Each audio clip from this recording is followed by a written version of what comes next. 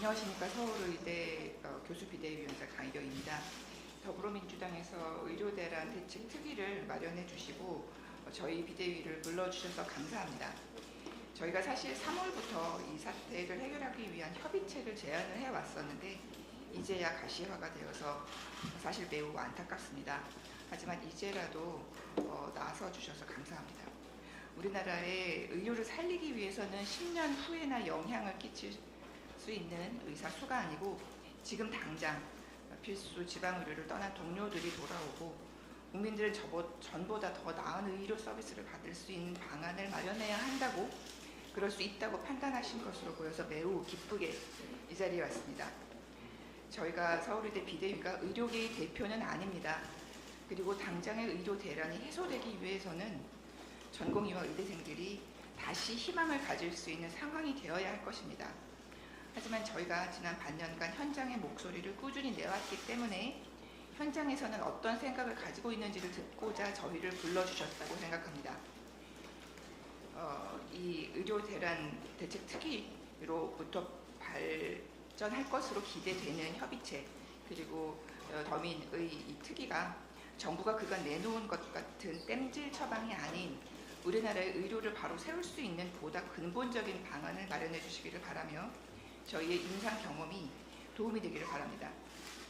정부는 마치 의대 증원 때문에 전공의들이 현장을 떠난 것처럼 호도하지만 사태의 본질은 의대 정원의 숫자가 아니라 2020년의 부사의정합의안이 파기로부터 비롯된 신뢰의 붕괴이며, 의사들은 정책의 방향이 잘못됐다고 의사표시를 할 자유도 없고 앞으로 일을 그만둘 자유도 없을 것이라는 절망입니다.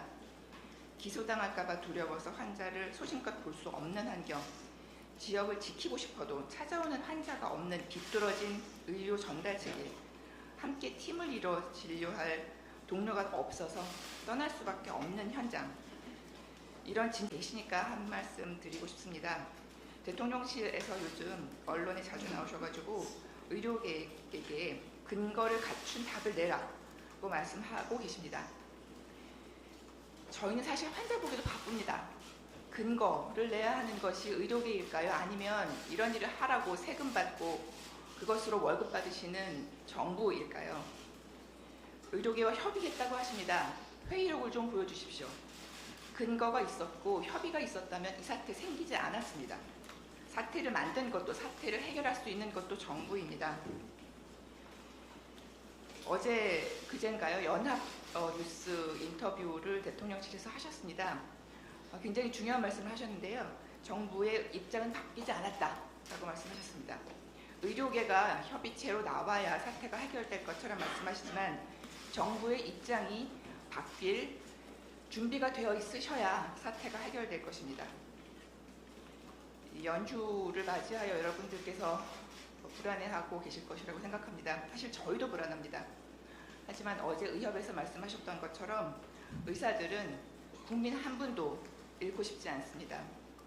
저뿐만 아니고 제가 만나는 모든 의사들 모두 걱정하고 모두 환자들 걱정하고 있습니다.